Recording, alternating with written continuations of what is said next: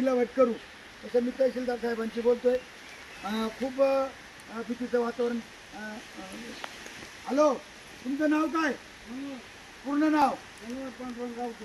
मनोहर पांडुरंग. वय किती आहे?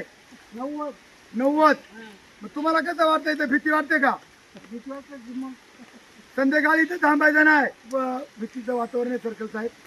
आपण इथं आला, डबल आला म्हणजे तुम्हाला फोन केला. असं हरकत नाही. आता आपण सकाळी जे 9 वाजता झाले नाही, माझा फोन झाला त्यांचा सकाळी. माझं कामच आहे. तर तुम्ही काय काय आता सूचना करा आम्हाला. आता यांचं जे पर्याय व्यवस्था आम्ही केली, म्हणजे शाळेला आपण पर्याय व्यवस्था केलेली आहे यांची राहण्याची. परंतु आता सध्या सरपंचाचं पण बंगला आहे. आता 2 दिवस आपण तिकडे शिफ्ट करा. इकडे 4 दिवस तर हे लोक तिथंच राहिले पाहिजे. सरपंच अध्यक्षांनी पण त्यांना फोन केलेला आहे. त्या वस्तीवर राहण्याची व्यवस्था पण केलेली आहे अध्यक्षांनी, शाळेला पण केलेले आहे. त्याच्यामुळं इथं कोणीही झोपू नये. काय होईल, अनुचित प्रकार रात्री कधी बी घडू शकतो. त्यामुळं माझी विनंती आहे की आपलं त्या सरपंचाच्या घरात तिथं राहावं. आणि शाळेचं पण आपण ताब्यात घेतलेलं आहे. ताब्यात शाळेच्या तिथं पण व्यवस्था केलेली आहे आपण. तरी ग्रामस्थांना माझी विनंती आहे की आपण इथं न राहता आपल्या ते आम्ही शाळेमध्ये राहावं किंवा सरपंचाच्या घरी व्यवस्था केली तिथं पण राहावं. इथं कोणी राहू नये. साहेब, सर्कल साहेब सुचतात. आम्ही रावत्या वस्तीवर आले. तुम्ही मला फोन केल्याबद्दल धन्यवाद. तुम्ही मला फोन केल्याबरोबर मी इकडे आलोय. पाणी तुम्हाला पुण्याहून आळंदीत पालखी असल्यामुळे तुम्ही येऊ शकले नाही. हां, मी सांगितलं गावकऱ्यांना का पुण्यामध्ये पालखी आहे, त्याच्यामुळे सरपंच साहेबांनी मला फोन केला. मी इथं सगळे सर्कल तलाठी आम्ही आलेलो आहोत. पंचनामा केला आहे. आणि सध्या आता जर जास्ती पाऊस चालला तर इथं तुमच्या घरामध्ये यांना शिफ्ट करतो, काही शाळेला शिफ्ट करतो. सगळ्यांनी आपापल्या जेवण करून तुम्ही तुमच्या 2 वर्षाची जी मागणी होती, जे संरक्षण भिंतीचं जे आहे ते पण आपण ग्रामपंचायतीचा ठराव घेऊन अजून फेर प्रस्ताव पण आपण देण्याची व्यवस्था करू. डायरेक्ट कलेक्टरला देऊ. म्हणजे ही संरक्षण भिंत पुढच्या वर्षी तुम्हाला पुरावा करून अध्यक्ष घेतात.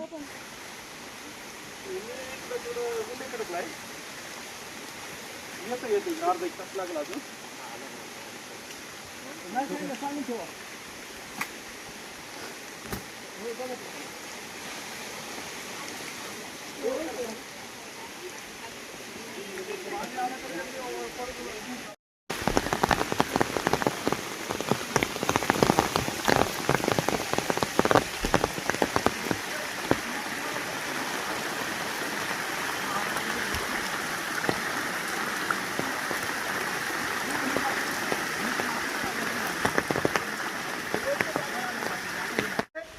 ते बघणं गरजेचं आहे. सर्कल साहेब, तुम्ही याच्यावरती कुठल्याही प्रकारचा हलगर्जीपणा करू नका.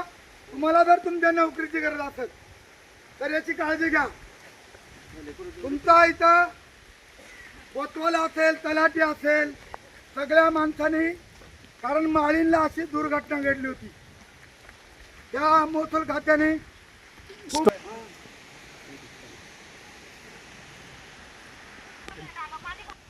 आम्ही इथं उंडेकड्याच्या रावते वस्तीवरती आहे. रावत्या वस्तीची इथं एकूण घरं 17 घरं आहेत. आणि या ठिकाणी सर्कल साहेब आलेले आहेत. सकाळी तलाठी येऊन गेलाय, कोतवाल येऊन गेलेत.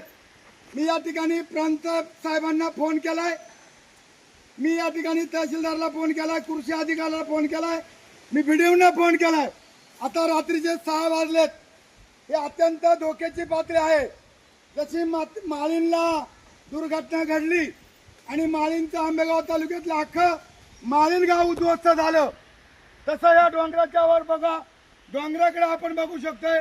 एवढा मोठा डोंगर आहे की या ठिकाणी हा डोंगर खाली कोसळला. सकाळी किती वाजता? रात्री 12-1 वाजता हा डोंगर कोसळलेला आहे. कोणती घटना रात्री 12-1 वाजता होते.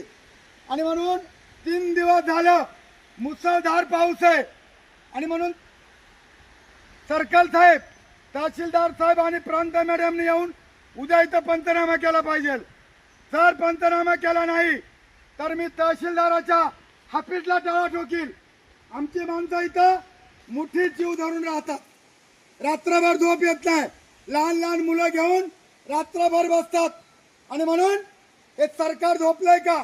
या ठिकाणी कलेक्टर साहेबांनी आदेश दिले पाहिजे, प्रांत साहेबांनी आदेश दिले पाहिजे, तहसीलदार साहेब या ठिकाणी आला पाहिजे.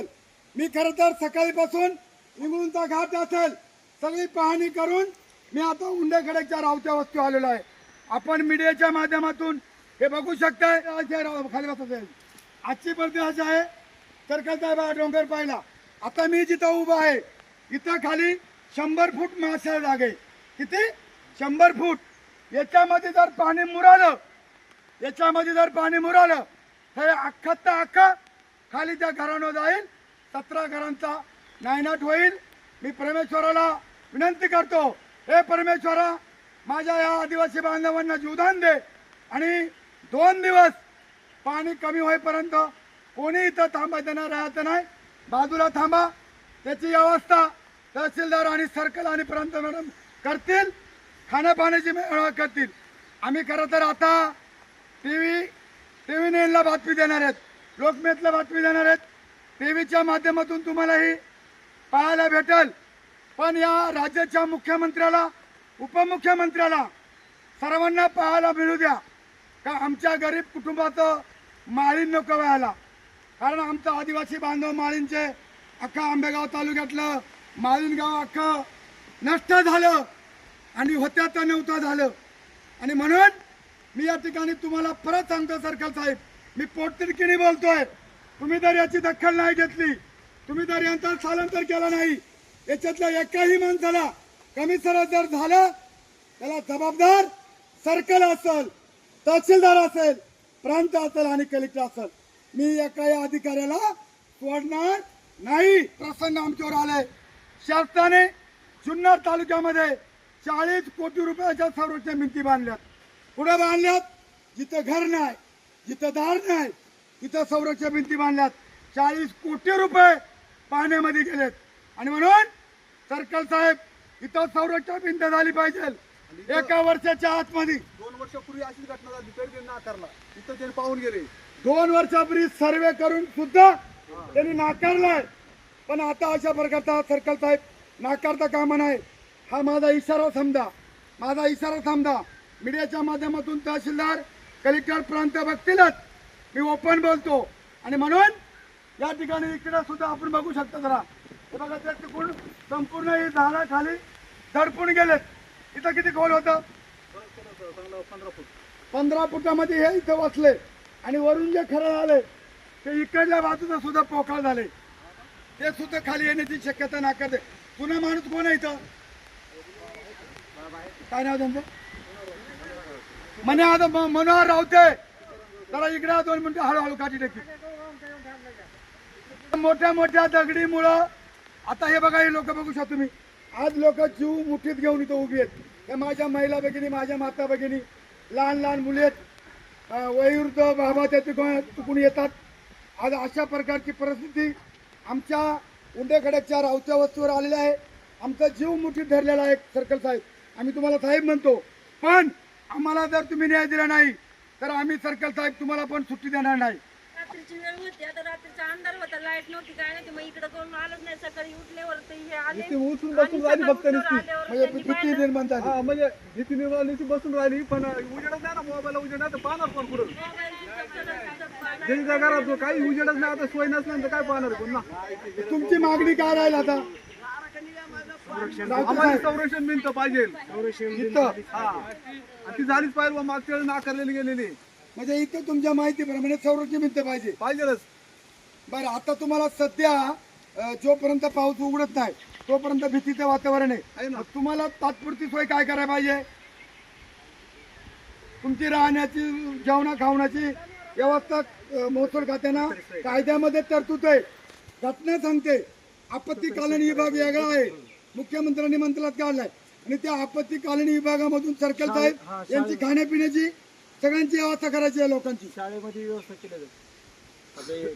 दिवसा इथं जरी आलं गेलं तरी चालेल, पण रात्रीचं गाफल राहायचं नाही.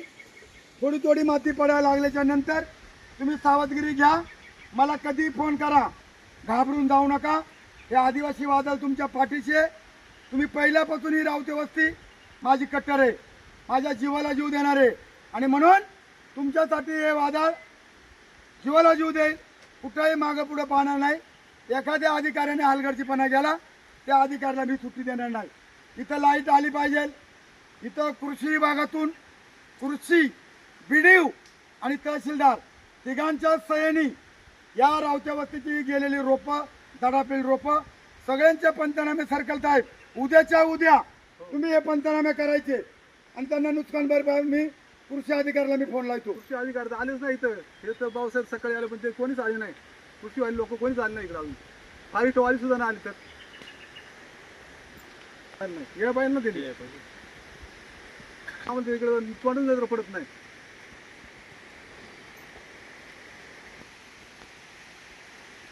मी अध्यक्ष बोलतोय देवराम लांडे। कृषी अधिकारी झोप झाली का तुमची? अहो अध्यक्ष काढले तुम्ही मला म्हणताय कोण बोलताय? मगाशी 2 वेळा तुमच्या फोनवर नाही बोललो मी, फोनवर दिसत नाही मग आम्ही तुम्हाला दिसत नाही का? अहो तुम्ही तालुका कृषी अधिकारी आहात, मुसळधार पाऊस मावळात पडतोय, लोकांची रोपं दडपून गेली। इथं मी उंडे खडकला रावत्या वस्तीवर आहे, इथं डोंगर कोसळलेला आहे, इथं भीतीचं वातावरण झालंय, इथली रोपं बिपं सगळी भुई सपाट झाल्यात। उद्या तुम्ही उंडे खडकला येऊन स्वतः येऊन इथं पंचनामा करायचे साहेब। कधी आदेश दिलेत? बरं तहसीलदार, कृषी अधिकारी आणि BDO तिघांच्या सैनी सगळे मावळातले पंचनामे झाले पाहिजेत। आदेश दिले तर तुम्ही स्वतः पण उद्या इथं व्हिजिट मारा। पण उंडे खडक पण माझं दत्त गाव आहे, उंडे खडकला उद्या पहिलं या इथं डोंगर कोसळल्यामुळे लोकांना भीतीचं वातावरण तयार झाले। आणि नंबर मला सेव्ह करून ठेवा, तुम्ही कोण बोलताय परत तर मला विचारलं ना मग तू कृषी अधिकाऱ्याला बघल। हा ठीक आहे मी समजू शकतो, पण परत विचारू नका कोण बोलतंय। ठीक आहे उद्या करा सगळं पंचनामे करून घ्या सगळं मावळात। मला हलगर्जीपणा चालणार नाही, नाही तर मंत्रालयात तुमच्या नावाने तक्रार करेल मी, कळलं का? हा अधिवेशन चालू आहे, फुकटचा मला तुम्ही त्रास करून घेऊ नका। इथं सर्कल आलेत, तुमचा कोणी कृषीचा माणूस नाही आला अजून। ठीक आहे करून घ्या, ओके ओके धन्यवाद। कृषी अधिकाऱ्याला फोन केलेला आहे, मावळामध्ये झालेल्या भाताच्या नुकसानी कृषी अधिकारी आणि BDO साहेब आणि तहसीलदार साहेबांची टीम हे सगळे उद्या करतील। अशा प्रकारचं आपण या ठिकाणी निवेदन करूया। सर्कल साहेब आता आपण या ठिकाणी परत एकदा तहसीलदार साहेबांना फोन करतो मी। ते वरचं जे आहे ना ते वरचं पूर्ण खडकाबरोबर तुटल्यावर का? आणि इथं जे आहे ना इथं पण खडकाबरोबर साहेब जाऊ शकतो। हे बघा या ठिकाणी आमचे मित्र निलेश भाऊ रावते ते पुण्यात अडकल्यामध्ये येऊ शकले, त्यांचा मला फोन आलता निलेश भाऊचा की मी उद्या सकाळी येतो आणि म्हणून त्यांचा सुद्धा इथं सरपंच साहेबांचं घर आहे, ते पण माझे मित्रच आहेत आणि म्हणून ते जरी आता इथे नसतील पोचले तरी त्यांच्या वतीने मी बोलतोय की इथं तुम्ही अजिबात कोणी घाबरून जाऊ नका। आता सगळीकडे आपण यंत्रणा फिरवलेली आहेत, BDO, कृषी अधिकारी, तहसीलदारचा माणूस, मंडल अधिकारी तर इथं आलेले आहेत सर्कल साहेब। संध्याकाळची इथं थांबायचं नाही, बरोबर आहे का? आवाज येऊ द्या, बरोबर आहे का? बरोबर आहे का? अजिबात आणि मला फोन करा, माझा नंबर लिहून घेतलाय, इकडे निंबर रावतेकडे फोन आहे, तुम्ही अजिबात घाबरू नका। देवराम लांडे तुमच्या सुखात दुःखात आहे, कारण तुम्ही माझी माणसं आहेत। याचं ते गेल्या वर्षी जे आपण याचं संरक्षण भिंती केलं PW ना, ह्या PWचे अधिकारी आहेत ना 1 नंबरच्या मूर्ख अधिकारी आहेत। जिथं घर नाही तिथं संरक्षण भिंत, जिथं घर आहेत तिथं काहीच नाही। मीडियाच्या माध्यमातून सर्व पत्रकार मित्रांनी, माझं पत्रकार मित्रांना आव्हान आहे, सर्वांनी ही चांगली बातमी दाखवा, या शेतकऱ्यांना न्याय मिळू द्या अशा प्रकारची विनंती करतो। जुन्नर तालुक्यात उंडे खडक गावामध्ये हॅलो डोंगराच्या कडला दरड कोसळते, त्या ठिकाणी 9-10 घर आहेत, इथं सर्कल येऊन गेलाय, परंतु ती लोक इथून हलवावं लागतील। जर तो डोंगर कोसळला तर तिथं बरेचशा लोकांची जीवितहानी होऊ शकते। मॅडम लगेच पाठवा, आम्ही इथं स्पॉटला आहोत उंडे खडकला। अर्जंट कळा मॅडमने धोकेदायक आहे हा, तुम्हाला मी कळवलंय. संपूर्ण डोंगर खाली चाललाय पावसामुळं. त्या लोकांना तालंकित करून त्यांची राहण्याची जेवणा खावण्याची व्यवस्था करावं लागेल. ओके, धन्यवाद मॅडम.